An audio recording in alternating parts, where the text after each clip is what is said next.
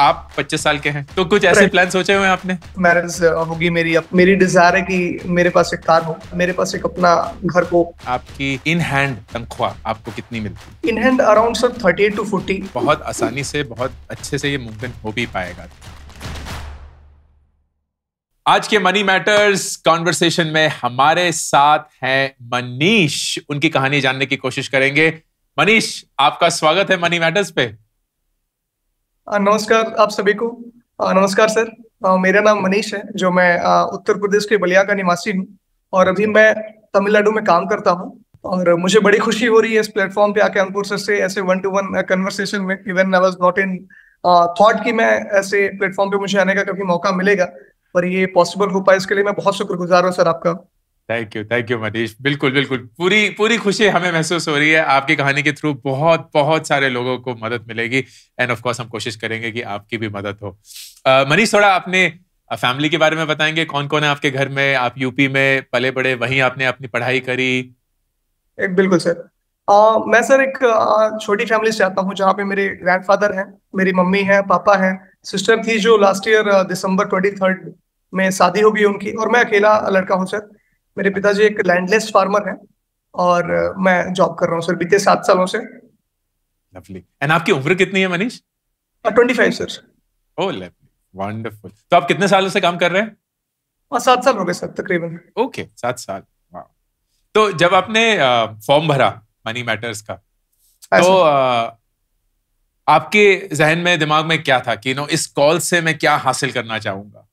कौन सी मेरी लाइफ की ऐसी प्रॉब्लम है या कोई ऐसा सोच है या कोई ऐसा अप्रोच है जिसको मैं इस कॉल पे अकम्प्लिश करना चाहता हूँ? मेरा पर्सनल मेन था सर फाइनेंस का जुड़ा हुआ, कि फाइनेंशियली आप जो बताते हैं तो वो एक जनरल चीजें हैं। यहाँ मेरी इंडिविजुअल की चीजें कवर हो के साथ साथ जो मेरे जैसे व्यक्ति विशेष हैं जिनकी मेरी जैसी बैकग्राउंड है उनके लिए भी कवर, क्योंकि हमारी लेवल पे सर ये जो पीएमएस सेक्टर्स हैं या फिर ऐसे जो लोग गाइड करते हैं लोगों की कॉर्पस इन्वेस्ट करते हैं, वैसे ही हमारे पास तो उतनी ना कॉर्पस होती है, ना हम उसके लिए जा पाते हैं, कभी ना जानकारी भी नहीं मिल पाती। तो जो छोटी सी सैलरीड पीपल है तो उनके लिए बहुत बेनिफिट होगा। पर्सनली मेरे लिए बहुत बेनिफिट, छोटी सी सैलरी से आप इस तरीके की अपनी पूरी फाइनेंशियल जर्नी कंप्लीट कर पाए। एक इंडिपेंडेंस जो वर्ड आप यूज करते हैं सर लोग कर रहे हैं कि जल्दी से जल्दी हमें इंडिपेंडेंट हो जाए इसमें फाइनेंशियली। ये चीजें मैं कोशिश करूंगा कि मेरी क्लियर हो पाए। परफेक्ट, वंडरफुल यार, बहुत बढ़िया। तो उसी कोशिश के साथ शुरू करते हैं। बहुत सारे सवाल पूछूंगा आपसे मनीष, बिना झिझक आप उन सवालों का जवाब दीजिए जहां भी आपको लगे कि आप कंफर्टेबल हैं। तो सबसे पहले, आप जो नौकरी कर रहे हैं उसमें आपकी महीने की इन हैंड तनख्वाह आपको कितनी मिलती है? In hand around sir 38 to 40, apart from all deductions, जो डिडक्शंस मैंडेटरी हैं के अलावा 40।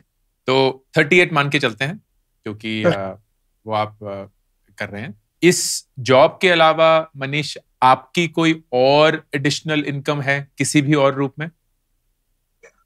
एक सर जो प्रोविडेंट फंड वगैरह होती हैं उसमें मेरी मोर देन 10 लाख 11-12 लाख की कॉर्पस मैंने इकट्ठे कर रखे हैं, तो उस पर एक एनुअली इंटरेस्ट जो है वो मुझे मिल पाती है अराउंड 70-80,000 स्टॉक्स के अलावा इंडिविजुअल स्टॉक्स मैंने कुछ लिए हैं वो जो ऐसे ही बेकार हैं, उस पर मुझे कुछ मिलता नहीं सिवाय घाटे के। म्यूचुअल फंड्स मैंने फिक्स करने की कोशिश करेंगे। हाँ, म्यूचुअल फंड्स मैंने शुरू करे हैं सर 2022 की जनवरी से। जो एसआईपी मोड में तो है, पर मैं उस डिसिप्लिन को भी पूरी शिद्दत से नहीं निभा पा रहा हूँ, तो वो है सर। समझ गए, परफेक्ट, ठीक है, लवली। तो हम इसको भी करते हैं एंड ये अराउंड 70,000 आपकी प्रोविडेंट फंड का जो इंटरेस्ट आपको मिलता है। ठीक है, खर्चों के बारे में बात करते हैं। महीने के बड़े बड़े जो आपके खर्चे हैं, रेंट, खाना, बिजली, पानी, घर अगर कुछ आप बेचते हैं, कोई अगर लोन वोन चल रहा हो, उन सब के बारे में बात करिए। हाँ, एक लोन में sir sister marriage loan last year जो हुए हैं उसमें मैंने लिए हैं, उसके 6100 लोन जा रहे हैं। के अलावा पैतृक घर है तो घर का कोई रेंट का बर्डन नहीं है मेरे पे, और कुछ विशेष बड़े खर्च और इसके अलावा नहीं है सिवाय ईएमआई के जो सिस्टर मैरिज लोन के रूप में मैंने लिए हैं। ठीक है, तो आप अपने घर में रहते हैं जहां आप अभी रहते हैं? नहीं सर, ये कंपनी प्रोवाइडेड है। अच्छा, तो उसका आपको कोई खर्चा नहीं देना पड़ता? No sir. ठीक है। एंड खाने पीने का खर्चा? और सारी कंपनी की है सर। सारा वो भी कंपनी का है, ठीक है। आपका कुछ बिजली पानी का खर्चा भी फिर आई एम अज्यूमिंग कंपनी वगैरह सब सारी निकालती होगी। सारी। बहुत बढ़िया, वेरी नाइस। एंड ट्रैवल कर रहे हैं, ऑफिस कहीं कुछ जाना है, कहीं और कोई मोबाइल का फोन का बिल है, कहीं कोई और सब्सक्रिप्शन है, कुछ भी और ऐसा खर्चा? हाँ ऐसी चीजें हैं सर। मोबाइल खर्च के रूप में मेरे ख्याल से 1500 पर मंथ। ठीक है। कुछ और ट्रांसपोर्टेशन। नेटफ्लिक्स, यूट्यूब, कुछ हाँ कुछ? सारी चीजें देखिए। अच्छा, वो सब कुछ मिला के 1500 में हो जाता है? हाँ हो जाती है सर। ठीक है, ओके। हाँ, ट्रैवल पे बताइए, ट्रैवल पे, खुद के ट्रैवल पे, अगर ऑफिस का ट्रैवल भी ना हो, खुद के ट्रैवल पे कुछ खर्चा? ऑफिस के ट्रेवल तो नहीं है सर, पर खुद के ट्रेवल में है, जैसे हर क्वार्टरली 4 महीने पे एक बार घर जाने में, चेन्नई टू बलिया तक की डिस्टेंस कवर करने में एक खर्च है वो। एनुअली अगर मैं बात करूं तो ये लगभग 30 to 40 थाउजेंड। गॉट इट, ठीक, ओके, परफेक्ट। एंड ये होगा गोइंग बैक होम, ठीक है, लवली। एंड ये जो लोन आपने बताया मनीष, जहां आप करीब 6,000 रुपए का ईएमआई देते हैं, ये कितने साल का लोन है और करीब कितने साल उसमें से बीत चुके हैं, कुछ अंदाजा देंगे? ये दिसंबर 2023 से स्टार्ट हुआ सर, और अगले 5 साल। ओके, ठीक है, तो मतलब अभी अभी ही शुरू हुआ है ये, 5 हाँ साल का राइट। लोन है। आपको याद होगा कि ये कितना रेट ऑफ इंटरेस्ट पे लोन है? 8.5 सर। 8, ठीक है। एंड आपने बोला कि कुछ एसआईपी वगैरह शुरू करी है, उन पे अभी जल्द ही आएंगे। इसके अलावा आपका खुद का कोई एसेट आपने बनाया हो, तो जैसे आपने बताया कि प्रोविडेंट फंड आपका जो है वो करीब 10 लाख रुपए का है, एंड वो जमा है, तो उसमें आप अपना इंटरेस्ट जो है वो सालाना 70,000 के करीब कमाते हैं, तो वो आपको मिलता है। कुछ भी और जमा पूंजी है जो आपने अपने पैसे से बनाई हो, कमाई हो? No sir. ठीक है, परफेक्ट। आपके बैंक में अभी करीब कितने पैसे होंगे, अगर आप कंफर्टेबल हैं शेयर करने के? 40 to 50 थाउजेंड सर। ठीक, ओके। एंड घर कुछ भी बेचना होता है, कहीं भी कुछ ऐसा, या भेजना चाहते हैं? Occasionally sir. ओके, ठीक है, मतलब ऐसा कुछ ये नहीं है कि आपको जबरदस्ती या regular. As a regular affair कुछ करना है। तो जो माता पिता हैं वो अपने कामकाज में अपने आप को निर्भर बना चुके हैं, विच इज लवली। एंड ये है, ठीक है, परफेक्ट। अब मैं आपसे कुछ फंडामेंटल सवाल पूछूंगा मनीष, एज अ हाइजीन। तो नंबर 1, आपकी कंपनी ने आपको लाइफ इंश्योरेंस प्रोवाइड किया हुआ है? Yes sir. ठीक है, उसके आपको कोई आइडिया है कि कितना लाइफ इंश्योरेंस कवर है उसका? अराउंड 1 CR है सर। Perfect, wonderful. एंड ये कंपनी का है। इसके बावजूद, इसके अलावा आपने खुद का कोई लाइफ इंश्योरेंस लिया हुआ है? No sir. ठीक है, तो ओन लाइफ इंश्योरेंस आपका नहीं है, तो नहीं, ठीक है। हेल्थ इंश्योरेंस की बात करेंगे, हेल्थ इंश्योरेंस आपका कंपनी से है सर, कवर्ड है, डिपेंडेंट्स और मैं।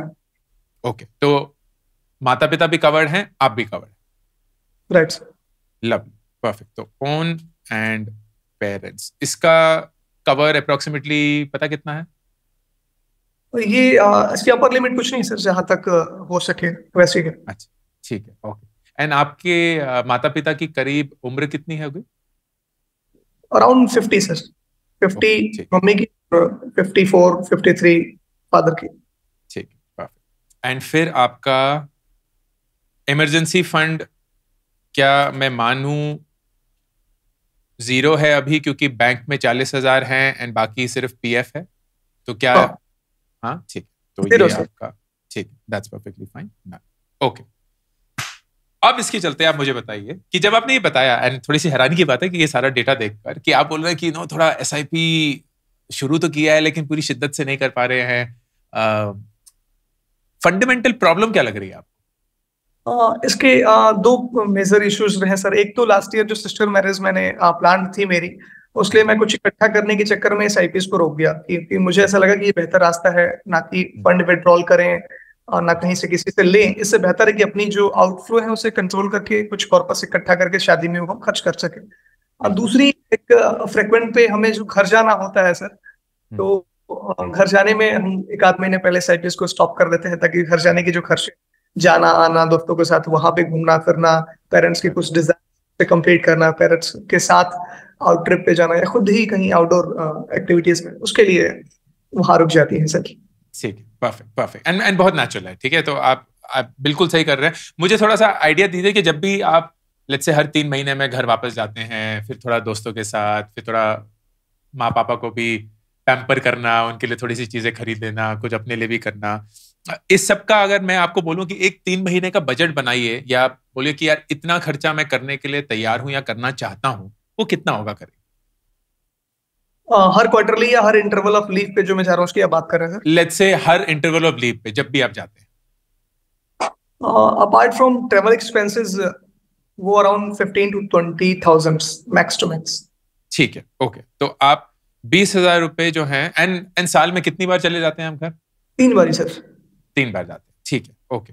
तो क्या ये सेफ होगा मानना कि अगर आप साल में 3 बार जाते हैं, करीब 30 से 40 हजार, जैसे आपने बताया था, ट्रैवल का खर्चा हो जाता है, और फिर अगर आप होम वेकेशन लेते हैं तो 15 से 20 मान के चलते हैं, तो 60,000 रुपए और उस पर जुड़ जाएंगे, जो कि साल का आपका खर्चा होगा। तो करीब 1 लाख रुपए आप अपने घर जाने के लिए, वहां पहुंचने के लिए, वहां अच्छे से खर्चा करने के लिए, माँ पापा को खुश करने के लिए, इस सब के लिए रखना चाहते हैं। क्या ये सेफ है?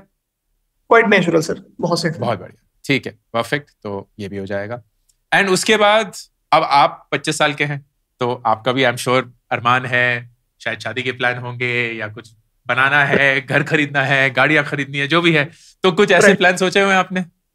हाँ सर, इसमें है, जिसमें मुझे लग रहा है कि एक सेल्फ मैरिज होगी मेरी अपकमिंग जो प्लान है। ठीक है, के बाद मेरी डिजायर है कि मेरे पास एक कार हो, मेरी पर्सनल डिजायर। नीड इसकी है नहीं मुझे नहीं पता, लेकिन एक डिजायर है सर ये कि मेरे पास एक अपनी खुद की कार हो। और अभी तो नहीं, समय अंतराल के बाद मेरे पास एक अपना कहीं ना कहीं टायर 2 टायर 3 सिटीज में एक अपने घर को। परफेक्ट, लवली, ठीक है। और ये 3 बिल्कुल कायदे से बनते हैं। अब मुझे पता नहीं आपको कितना अंदाजा है, लेकिन फिर भी पूछता हूं कि 25 के हैं, शादी के प्लान कब के हैं? एक्चुअली कब इतना ज्यादा जरूरी नहीं है कि आप हैं कि नहीं है, कितना खर्चा करेंगे और कब करेंगे, इसका थोड़ा अंदाजा होगा। हाँ बिल्कुल सर, शादी 2-3 वर्ष के अंदर, और खर्च मेरे तकरीबन 5 lakhs to 7 lakhs under budget ही करना चाहता हूँ सर। मैं आउट ऑफ द बजट जाके कुछ नहीं करना चाहता इसमें, क्योंकि मेरी जो भी ख्वाहिशें थी वो मैं अपने सिस्टर की शादी में वो चीजें कर चुका हूँ, तो अपनी अंडर द बजट ही करूंगा। बहुत बढ़िया, बढ़िया, बहुत सही। गाड़ी कब खरीदना चाहते हैं? जैसे शादी हो जाए सर, तो किड्स प्लानिंग से पहले। ठीक, परफेक्ट। तो 3 साल में वो भी मान के चलते हैं, एंड ये मान के चलते हैं कि आज की 7 लाख के करीब की गाड़ी खरीदना चाहेंगे, क्या ठीक होगा? हाँ, 7 से 8, 8 to 10। चलिए, मतलब 10 लाख मान लेते हैं, चलिए। हाँ, 8 to 10 सर। ठीक है, 10 मान। एंड घर कब तक लेना चाहेंगे? ये 10 साल 15 साल के बाद भी चलेगा सर ये। सही जवाब। आप मेरे वीडियो देख चुके हैं। मैं डर रहा था, आपने बोले नहीं शादी के समय ले लेंगे। तो बोले कि फिर तो गए। ठीक है, 15 साल भी ठीक है मेरे लिए, 15 साल के बाद भी नहीं। और आप एक ऐसे, मुझे लग रहा है एक ऐसे पाथ पे हैं जहां बहुत आसानी से, बहुत अच्छे से ये मुमकिन हो भी पाएगा। तो एंड क्योंकि कंपनी आपका खर्चा उठाती है, एंड आप काफी उससे इंडिपेंडेंट हैं, it's a good spot to be in. ठीक है, तो मान के चलते हैं 10-15 साल में, और ये मान के चलते हैं कि आज की डेट का करीब कितना, 1 करोड़ का घर? No sir, around 40 to 50 lakhs भी एनफ होगा। एक इसमें चीजें छूट रही हैं जो मुझे बताना चाहिए अभी आपको। प्लीज, ये जो जॉब है सर, ये जो जॉब है इसमें मैं अगर इंटेंट अगर मेरा हो, तो मैं 15 years आफ्टर सर्विस में अगर इसे छोड़ के जा रहा हूँ, तो company will provide me 33 to 35,000 per month pension kind of things. Pension. और मेरी पर्सनल इसमें स्ट्रेटेजी यही है सर कि मैं 15 वर्ष तक यहाँ कार्यकाल पूरा करूं, और के बाद में पेंशन अमाउंट लेके बाहर जाऊं। के बाद अगर सर्विस करनी है तो सही जॉब कोई करनी है, नहीं तो फिर अगर उतना मैं इंडिपेंडेंट हो सकता हूं इस इतने ही कार्यकाल में, तो ये और बड़ी बात होगी। यही अगर मैं फाइनेंशियल इंडिपेंडेंट आ गया तो। ठीक है, बहुत बढ़िया।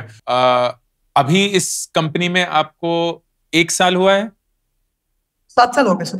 अच्छा, 7 साल। अच्छा, तो आप इसी कंपनी में अलग अलग जगह घूमे हैं, अभी आपकी पोस्टिंग तमिलनाडु में है, तो 7 साल हो चुके हैं, मतलब अगले और 8 साल अगर आप इस कंपनी में रहे तो आपको फिर महीने की 30-35 हजार रुपए पेंशन मिलेगी for the rest of your life. Is that understanding right? Right sir, 100%। ठीक है, ठीक है। एंड ये जो 30-35 होगा, ये उस समय के 30-35 होंगे, आज के नहीं। मतलब ये नहीं होगा कि आज 30-35 वो आज के हैं। ओके, तो मतलब 8 साल बाद वो 30-35 इन्फ्लेशन एडजस्टेड अगर 55 होगा तो आपको 55,000 रुपए मिलेंगे उस समय पे, जो भी इन्फ्लेशन एडजस्टेड होंगे सर, उसके अकॉर्डिंग। बढ़िया, ठीक है। तो आफ्टर 8 years 33,000 मंथली पेंशन, बहुत बढ़िया, परफेक्ट, ठीक है। अब थोड़ी सी प्लानिंग में आते हैं। इन हैंड, अच्छा नहीं, एक और मेरे को ये करना था, आपको ये पता होगा कि आपके महीने की पीएफ डिडक्शन या कंट्रीब्यूशन कितना होता है? पीएफ डिडक्शन मैंडेटरी सर 2200 है, जिसे मैंने बढ़ाकर 10,000 करा है अभी। ये मेरी ऑन डिसीजन थी, 10,000। बहुत बढ़िया, बहुत ही बढ़िया, very nice, very smartly played यार, मजा आ गया आपसे बात करके। और तभी मैं थोड़ा हैरान था कि 7 साल के अंदर ही आपका वो 10 लाख रुपए का पीएफ का कॉर्पस कैसे बन चुका है। तो अब बहुत क्लियर है, क्योंकि आपने बहुत अच्छे से अपना पीएफ को इंक्रीज किया एंड ऑफ कोर्स वो बढ़ा भी जा रहा है, एंड उससे वेरी इंटरेस्टिंगली आप एक रेगुलर इनकम भी कमा रहे हैं। उस पर मैं थोड़ा सा अपनी टिप्पणी दूंगा कि कैसे उसको करना चाहिए, बट ठीक है, लेट्स स्टार्ट। सबसे पहले तो मैं ये देख रहा हूं, तो आपकी इनकम इन हैंड करीब 4.5 लाख रुपए साल की, एंड इसमें आप जोड़ते हैं करीब 70,000 रुपए अपना पीएफ का इंटरेस्ट जो आप साल भर कमाते हैं। आपका पीएफ का कंट्रीब्यूशन जो है वो करीब 1 से 1,20,000 रुपए साल का है, जो आपने अपना 10,000 रुपए बनाया हुआ है, एंड ये फिर रेगुलरली एक फिक्स्ड रिटर्न पे चल रहा है। अगर मैं सिंपली अपनी नीड्स और वांट्स एंड इन्वेस्टमेंट्स का अप्रोच लगाऊं, तो इसमें हम डालते हैं, एक तो आपका 6,100 रुपए सिस्टर की जो मैरिज का लोन था वो तो आपको चुकाना ही है, तो वो होगा, प्लस जो आपके सब्सक्रिप्शंस हैं, क्योंकि वो मान लेते हैं ज़रूरतें ही हैं, वो चलते रहते हैं, तो वो आएगा। और इसके अलावा मैं आपकी जो घर जाने की 1 लाख रुपए है साल का, वो भी मैं ऐड करता हूँ, ठीक है, क्योंकि वो मुझे ऐसा लग रहा है कि आपको अच्छे से करना चाहिए। तो ये जो टोटल है ये बन जाता है करीब 1,90,000। अब इस 1,90,000 में आप अपनी सिस्टर के लोन का ईएमआई भर रहे हैं, आप अपने सब्सक्रिप्शंस जो भी हैं, फोन खर्चा, जो बेसिक चीजें हैं वो भी पूरी कर रहे हैं, आप 3 बार घर जा पा रहे हैं और उसको अच्छे से भी जा पा रहे हैं, माँ बाप के लिए तोहफे खरीद पा रहे हैं, दोस्तों के साथ मजे कर पा रहे हैं, वो सारी चीजें हो रही हैं। एंड फिर आपकी इन्वेस्टमेंट्स पे आते हैं। आपकी इन्वेस्टमेंट अभी जो है वो है आपका पीएफ जो कि 10,000 रुपए है, एंड एसआईपी जो कि इरेगुलर है, उसको हम रेगुलर करने की कोशिश करेंगे। द गुड थिंग इज कि ये जो 10,000 रुपए या 1,20,000 रुपए साल का इन्वेस्टमेंट है, ये आपके इन हैंड से नहीं जा रहा है, तो ये आपका ऑलरेडी डिडक्ट होके आता है। तो इन्वेस्टमेंट्स आउट हैंड जो हैं वो आपकी 1,20,000 रुपए। तो मनीष, जैसे हम देख पा रहे हैं कि आप अपनी तनख्वाह का, अभी की तनख्वाह का साल में 2,65,000 रुपए खर्च कर सकते हैं अपनी इच्छाओं की तरफ और अपने इन्वेस्टमेंट्स की तरफ। इच्छाएं जैसे मैं बताई वो दही हैं, 2 हैं कि आप अपनी शादी खुद के पैसे से करना चाहते हैं, आप गाड़ी लेना चाहते हैं, और इन्वेस्टमेंट ये है कि आप घर खरीदना चाहते हैं 10-15 साल के अंदर। गुड थिंग इज आपका पीएफ अभी चल रहा है, तो वो 1,20,000 रुपए जो हैं वो आपके साल दर साल जुड़े जा रहे हैं। जैसे जैसे आपकी तनख्वाह भी बढ़ती रहेगी उसका भी प्रपोर्शन बढ़ेगा, लेकिन हम उसको मान के चलते हैं कि वो बिल्कुल सही से चल रहा है। आपने अपने 1 लाख रुपए घर जाने के लिए अलग से रख दिए, अपनी होम लोन नहीं, जो लोन लिया हुआ था शादी के लिए उसका ईएमआई भी जा रहा है, एंड आपकी सब्सक्रिप्शंस वगैरह या जो भी बेसिक नीड्स हैं वो भी पूरी हो रही है। अब मेरा इसमें से सजेशन ये रहेगा कि आप इसमें 2-3 एसआईपी शुरू करेंगे। सबसे पहले नियर टर्म। अब नियर टर्म क्या है, क्योंकि हमारे शादी और गाड़ी का प्लान जो है वो अगले 3 सालों में है, एंड 3 साल जब हम स्टॉक मार्केट में इन्वेस्ट करते हैं तो उसका रिटर्न इतना प्रेडिक्टेबल नहीं होता है मनीष, क्योंकि 3 साल में कुछ भी उतार चढ़ाव आ सकता है, कहीं भी मार्केट जा सकती है, नहीं जाती है। जैसे ही लंबा पीरियड होने लगता है, 5 हो जाते हैं, 10 साल हो जाते हैं, 15 साल हो जाते हैं, तो ज्यादा प्रेडिक्टेबिलिटी आ जाती है, लेकिन 3 साल में थोड़ा डामाडोल है। अब इसके लिए हमारे पास दो अप्रोच हो सकती है। अप्रोच नंबर एक कि हम ये बोलें कि यार स्टॉक मार्केट में ही इन्वेस्ट करेंगे, लेकिन थोड़े सेफर म्यूचुअल फंड्स में इन्वेस्ट करेंगे। सेफर म्यूचुअल फंड्स क्या होते हैं? लार्ज कैप म्यूचुअल फंड्स, जो कि सबसे बड़ी बड़ी कंपनियों में इन्वेस्ट करें। तो आपका ऑप्शन 1 है कि आप 60% अपने ये जो 3 साल वाला प्लान है उसको डालें निफ्टी 50 में, और बाकी का 40% आप डालें फ्लेक्सी कैप में। फ्लेक्सी कैप क्या होगा? फ्लेक्सी कैप होगा जिसमें उन कंपनीज में इन्वेस्ट किया जाएगा जो अलग अलग साइज की हैं। तो कुछ लार्ज होंगी, कुछ मीडियम साइज होंगी, कुछ स्मॉल। मैं आपको म्यूचुअल फंड के नाम नहीं बताऊंगा क्योंकि मैं कुछ एंडोर्स नहीं करता हूं। ये आपको खुद की रिसर्च करनी पड़ेगी, खुद का होमवर्क करना पड़ेगा, लेकिन ये मेरे 2 सजेशन रहेंगे। इसमें रिस्क क्या है कि आप पूरे का पूरा पैसा जो है वो स्टॉक मार्केट में डालें, लेकिन अगर ये काम कर गया तो ऑन एन एवरेज हिस्टोरिकली अगर हम देखें तो ये आपको करीब 16 से 17% का रिटर्न दे सकता है। एंड मेरी राय ये रहेगी कि आप इसमें एक 9,500 रुपए का SIP शुरू करें। ठीक है, 9,500 रुपए महीने का SIP शुरू करेंगे। एंड 9,500 रुपए का अगर आप SIP शुरू करेंगे तो उसमें से जैसे मैंने बताया करीब 5,700 रुपए लार्ज कैप म्यूचुअल फंड में एंड करीब 3,800 रुपए फ्लेक्सी कैप म्यूचुअल फंड। तो अगर हम करीब 9,500 रुपए की SIP करेंगे एंड करीब अगर हम इसमें 17% कमाएंगे एंड इसको अगर हम 3 साल तक डालेंगे ऑन एन एवरेज, तो ये करीब 4.5 लाख रुपए हमें देगा। ठीक, 3,40,000 रुपए हमने डाले होंगे, ऊपर से करीब 1,10,000 रुपए हम कमाएंगे, तो करीब 4.5 लाख रुपए आएगा। विच मीन्स कि जब 3 साल बाद आपको अपनी शादी करनी होगी और गाड़ी का खर्चा उठाना होगा, उसमें से 4.5 लाख रुपए आप अपने यूज कर पाएंगे। देन योर क्वेश्चन इज कि क्या मैं बाकी का लोन लूं या अपना PF विड्रॉ करके ये खर्चा पूरा करूं? वो जो डिसीजन होगा Manish, that will be contingent on कि आपको लोन कितने इंटरेस्ट पे मिलता है। तो अगर 8.5% आपका रेट ऑफ इंटरेस्ट है, PF पे आपको टैक्स फ्री करीब 8% मिल रहा है, तो मोटा मोटा सेम ही है। आपकी चॉइस होगी उस पॉइंट पे। मेरी राय ये रहेगी कि PF को विड्रॉ ना करके लोन ले लें, क्योंकि उस लोन को 8.5% पे उठाने पे जैसे जैसे आपकी तनख्वाह बढ़ेगी आप जल्दी जल्दी उसको पे भी कर पाएंगे and you should be able to get done with that loan fairly quickly. 3-5 साल में वो खत्म हो जाएगा, आपके पास वो शादी भी हो गई, गाड़ी भी हो गई। This will be step number 1। Option 2 जो मैं बता देता हूं, मैं कम से कम वो ऑप्शन नहीं चूज करूंगा, लेकिन ऑफ कोर्स आपकी राय है क्योंकि हर एक इंसान का रिस्क प्रोफाइल अलग होता है। आप इस अमाउंट को 50-50 कर देंगे, तो 50% आप डालेंगे डेट म्यूचुअल फंड में।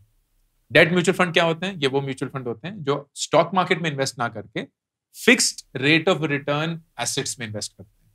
कॉर्पोरेट बॉन्ड्स हो गए, या सरकार के जो ट्रेजरी बिल्स होते हैं वो हो गए, बैंक्स के फिक्स डिपॉजिट्स हो गए वो हो गए वगैरह। तो नेचुरली इनका रेट ऑफ रिटर्न जो होता है वो कम होता है, 8%, 9% मैक्सिमम। एंड बाकी का 50% आप लार्ज कैप म्यूचुअल फंड में डालेंगे। तो मतलब 4,500 रुपए की SIP डेट म्यूचुअल फंड में और करीब 5,000 रुपए की SIP large cap mutual fund या निफ्टी म्यूचुअल फंड में। ये आप करेंगे तो आपको ब्लेंडेड 10-11% मिलेगा। तो इसी कैलकुलेटर को अगर हम 9,500 को 11% पे करेंगे तो जो आपको 4.5 लाख रुपए मिलने वाले थे अब आपको मिलेंगे 4,06,000 रुपए। बहुत बड़ा अंतर नहीं है, लेकिन रिस्क प्रोफाइल में बहुत बड़ा अंतर है। ये काफी सेफ है एंड प्रिडिक्टेबल है।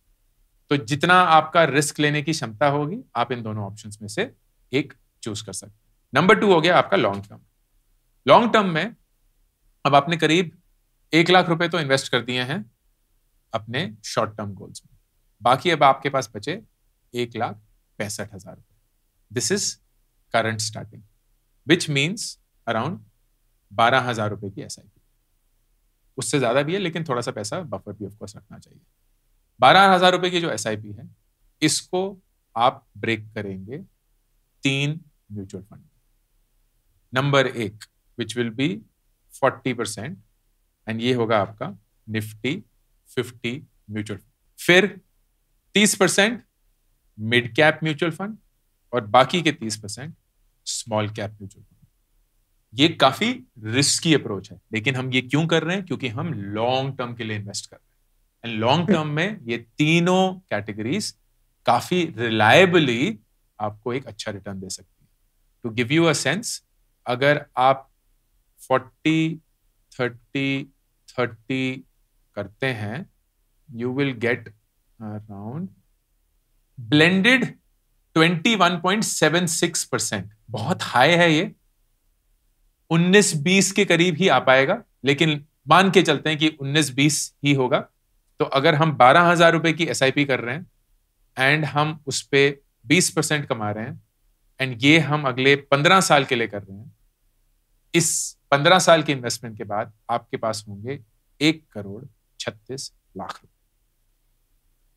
दैट मीन्स अभी आप 25 के हैं, अगर आप 40 में घर खरीदना चाहते हैं एंड वही 50 लाख का खरीदना चाहते हैं आज की डेट का, जिसकी वैल्यू उस समय पे होगी करीब 1,20,000 रुपए, सॉरी 1,20,00,000 रुपए, आपके पास 1,36,00,000 रुपए। मतलब आप वो पूरा का पूरा घर कैश डाउन पे खरीद सकते। अनबिलीवेबल। तो इससे ये दो चीजें हो गई। आपकी शादी और गाड़ी के लिए आपने करीब 4.5 लाख रुपए रखे हैं, बाकी का आप लोन लेंगे एंड वो लोन को सर्विस करेंगे अपनी SIP रोक कर एंड अपने लोन EMI को एक्टिवेट कर 12,000 रुपए की आप SIP 15 साल तक कमिट करेंगे आज ही, which will be 40% Nifty 50, 30% mid cap, 30% small cap, and ये आपका लॉन्ग टर्म प्लान। ये दोनों अलग अलग होंगे, तो मतलब आप 5,700 रुपए की एक SIP करेंगे निफ्टी 50 में, और एक अलग से 4,800 रुपए की करेंगे निफ्टी 50 में। क्यों? क्योंकि ये दो प्लान बहुत अलग हैं। एक सिर्फ 3 साल का प्लान है, एक 15 साल का प्लान। ठीक, ये पूरी शीट जो है ये मैं आपके साथ शेयर करूंगा, तो आपको ऑफ कोर्स ये सारी डिटेल्स मिलेंगी, लेकिन this will be the approach that I will use for you. And जब आप इस पूरे प्लान को करेंगे तो 1.36 करोड़ आफ्टर 15 years, एंड ये अगर आप करेंगे तो ये होगा 4.46 lakhs आफ्टर 3 years। ये सारे ऑफ कोर्स प्रेडिक्शंस हैं, डेफिनेट नहीं है, लेकिन at least in the long term this does pan out to be good. This is assuming no increment of salary, no change of SIP। Of course जब आपकी increment होगी आप अपनी SIP अमाउंट को बढ़ा सकते हैं, या ऑफ कोर्स जब आपकी शादी हो जाएगी, बच्चे हो जाएंगे तो उनके खर्चे आएंगे, तो मेरी राय ये रहेगी कि जो भी आपका इंक्रीमेंट होगा आप उस तरफ डालें, क्योंकि आप इन्वेस्टमेंट के रूप में ऑलरेडी काफी अच्छे से सिक्योरली इन्वेस्ट कर रहे हैं, and that will be my approach. सवाल पूछिए, इस पे कुछ भी क्लैरिटी अगर चाहिए आपको। इसमें सर एक प्रोविडेंट फंड से विड्रॉल को कई बार हमें ऑप्शंस मिलते हैं कि जब भी कोई रिक्वायरमेंट हो आप प्रोविडेंट फंड से निकालें और अपनी जो भी रिक्वायरमेंट्स हैं उसे फुलफिल करें। तो ये कहाँ तक सही है कि फ्रीक्वेंट बेसिस पे हम प्रोविडेंट फंड निकालें? इसमें काफी कम रेट ऑफ इंटरेस्ट हमें मिल पाता है, हालांकि ये स्टेबल है लेकिन फिर भी बहुत कम हमें रेट ऑफ इंटरेस्ट है, अभी 7.1 है अप्रोक्स। तो लोग कहते हैं कि इसमें पैसे पड़े रहने से बेयरली ये इन्फ्लेशन को बीट कर रहा है, उसे निकाल के आप कहीं चूंकि आपके पास रिस्क एपेटाइट थोड़ी सी हायर साइड पे है, स्टेबल सोर्स ऑफ इनकम है जहां आपको इमरजेंसी फंड नहीं बनाने की जरूरत है, ऐसा लोगों का कहना है। मुझे नहीं, अपनी पर्सनल व्यू इस पे कुछ नहीं है, बेटर द रिस्क। तो इस सवाल का जवाब मैं आपको इस ढंग से दूंगा। 100 - x वाला रूल आपने शायद सुना होगा, लेकिन फिर से दोहरा देता हूं। आप है अभी 25 साल के, तो ये रूल बोलता है कि आपकी इन्वेस्टमेंट का 25% मनीष हमेशा एक सेफ एसेट में जाना चाहिए। एंड सेफ का मतलब प्रेडिक्टेबल रिटर्न्स। अगर मैं अभी देखूं तो आप साल के 1,20,000 रुपए PF में डालते हैं, एंड इस प्लानिंग से जो हमने करा है करीब 2,65,000 रुपए आप स्टॉक मार्केट में इन्वेस्ट करेंगे, विच मीन्स आपका सेफ्टी रेशियो 31% है। तो हां, आपकी अभी की उम्र के हिसाब से आप थोड़ा सा ज्यादा सेफ खेल रहे हैं, लेकिन इसको चेंज करके देखते हैं कि किस नंबर पे आप 25% पे आ जाएंगे? हाँ वही कह रहे हैं। तो अभी जो कैलकुलेशन है वो ये बोलती है, अभी जो आप 10,000 रुपए इन्वेस्ट कर रहे हैं, अगर आप उसको 8,000 रुपए कर देंगे तो आपका जो रेशियो है वो 25% आ जाएगा, और वो जो 2,000 रुपए हैं वो वापस आप अपने स्टॉक मार्केट के इन्वेस्टमेंट में डालें, नियर टर्म फ्यूचर प्लान की तरफ डालें, which is the 3 year plan. तो उससे आपकी जो EMI हमने डिसाइड करी थी 9,500, वो 11,500 हो जाएगी। एंड 11,500 अगर वो EMI है एंड वो वही अराउंड 17% कमाती है, और अगर 3 साल तक करती है तो वो आपको अब 5,40,000 रुपये देगी। तो वो जो 4,50,000 थे वो अब बढ़कर 5,40,000, तो आपको करीब 1,00,000 रुपए का मुनाफा हुआ इसमें। एंड आपने अभी भी सेफली खेला हुआ है, क्योंकि आप अभी भी वो 25% के दायरे के अंदर ही हैं, plus with all the protection जो आपकी नौकरी आपको प्रोवाइड करती है। एंड जब कभी भी विड्रॉ करना हो तो हमेशा जो भी ऑप्शन होगा उसके रेट ऑफ रिटर्न से कंपेयर करिए। तो जैसे आपने बताया कि आपकी कंपनी आपको 8.5% पे लोन दे सकती है, अगर उस समय PF 7% पे है तो बिल्कुल बनता है कि PF विड्रॉ करके आप अपने लोन का 8.5% बचा लें, क्योंकि आप क्यों दे 8.5% जब आपको यहां सिर्फ 7% ही मिले। तो आपने वो 7% शिद्दत से काफी सालों से कमाया है, उसको तोड़िए, उससे आप अपना वो खर्चा बनाइए और फिर से शुरुआत करिए, एंड दैट्स परफेक्टली फाइन, क्योंकि वो लोन बच जाएगा। और जो भी वो एक्सेस लोन की EMI आप देने के लिए तैयार थे लेकिन आप नहीं देंगे, उसको वापस आप PF में डाल दें। तो फर्ज करिए कि आप एक 12 लाख रुपए का लोन लेते हैं, रेट ऑफ इंटरेस्ट जैसे आपने बताया 8.5%, एंड लेट्स अज्यूम कि आप वो 5 साल के लिए लेंगे, ठीक है? तो आपकी EMI बैठेगी 25,000 रुपए, 24,620 रुपए टू बी प्रिसाइज। अब ये 24,000 रुपए आप देने के लिए तो तैयार थे एक तरीके से, क्योंकि उस समय पे आप बोल रहे थे कि हाँ यहाँ मैं लोन ले लूंगा ये, तो यही 24 फिर आपको वापस अपने PF में डालना। तो आप लोन की EMI नहीं चुका रहे हैं, आप अपना PF वापस भर रहे हैं। क्या अल्टरनेट रास्ता सर कि अपनी SIPs या जो भी आउटवर्ड्स इन्वेस्टिंग है आपकी, उसे आप पॉज कर दें और अपनी जो भी फ्रिक्वेंट नीड है या फिर जो भी आपकी जरूरतें हैं उससे आप पूरी कर लें? नहीं, SIP कभी पॉज नहीं करनी, क्योंकि SIP जब आप पॉज करते हैं ना तो SIP का लॉजिक ही ब्रेक हो जाता है। SIP का लॉजिक क्या है मनीष, कि आप हर महीने, चाहे दाम ऊपर हो नीचे हो, मार्केट सीधी हो टेढ़ी हो, आप वही सेम पैसे डाल रहे हैं, तो आपका over a period of time cost जो है वो एवरेज होने लगता है। तो इसीलिए आप अपनी SIP कभी मत रोकें। आप जो भी इन्वेस्टमेंट कर रहे हैं, जब आपको जरूरत होगी ऑफ कोर्स उसी के लिए तो कर रहे हैं, तो बिल्कुल भी जब भी पैसा चाहिए होगा आप बिना झिझक उस पैसे को तोड़िए जो आपको सबसे कम रिटर्न दे रहा है, विच will B PF in this case. And जो सबसे हाईएस्ट रिटर्न है उनको बरकरार रखिए, क्योंकि वही आपको बहुत आगे जाके एक बहुत बड़ा अमाउंट देंगे, क्योंकि कंपाउंडिंग जो है उस रेट ऑफ रिटर्न की वो आपको 10-15 साल बाद ही बहुत अच्छे से दिखेगी। Make sense? Understood sir.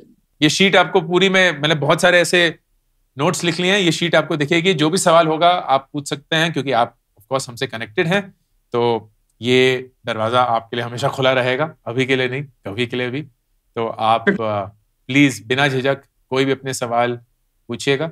लेकिन I must congratulate you again, आपने बहुत बहुत अच्छे से अभी तक अपनी जर्नी को निभाया है, एंड बहुत अच्छे से अपना रोल भी अदा किया है। बहन की शादी करवाई, ऑफ कोर्स अपने माँ बाप को वो पूरा सिक्योरिटी दे पा रहे हैं जो उनको इस उम्र में ज़रूरत है, अपने खुद के खर्चे अच्छे से निकाल रहे हैं, बहुत अच्छे से इन्वेस्ट कर रहे हैं, आगे के प्लान बहुत क्लियर हैं आपके।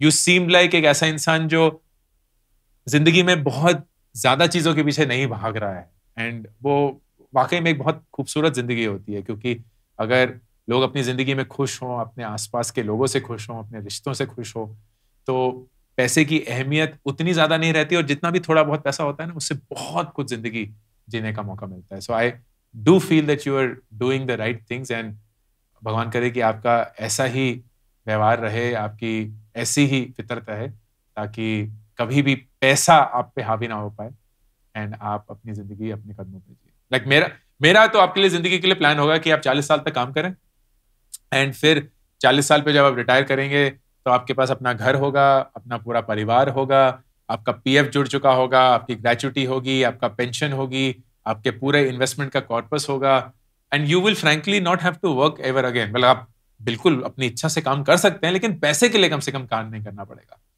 And that is such a wonderful life. Kids higher education coverage हो पाएंगे सर? किड्स हायर एजुकेशन के लिए जब बच्चे पैदा हो जाएंगे ना, तो उनके लिए छोटी छोटी SIPs शुरू कर दीजिएगा, एंड जो भी आपकी इंक्रीमेंट होगी ना उससे भी आ जाएगा, क्योंकि 18 साल का जब आप वक्त देखते हैं बहुत लंबा वक्त होता है, एंड उसमें अगर आप थोड़ा सा भी अपना SIP अमाउंट शुरू कर देंगे तो it will amount to a significant base. Like अगर मैं आपको आइडिया दूं 20 एंड लेट्स से 18, अगर आप 3,000 रुपए की SIP शुरू करते हैं, सिर्फ 3,000 रुपए की SIP, और वो 18 साल तक करेंगे, आपके पास 18 साल बाद 60 लाख रुपए होंगे। What is good to go, sir? Go with the this loan, education loan, or just invest in a systematic plan कि आप उस दिन के लिए अभी इन्वेस्ट करिए, बिल्कुल इन्वेस्ट करिए, क्योंकि 18 साल का आपको हेड स्टार्ट मिला हुआ है। आपको पता है कि ये इस पैसे की जरूरत 18 साल बाद ही होगी। right. तो बहुत कम अमाउंट से बहुत बड़ा अमाउंट बन सकता है अगर आप पूरी शिद्दत के साथ इन्वेस्ट करेंगे, तो वही आपको करना है।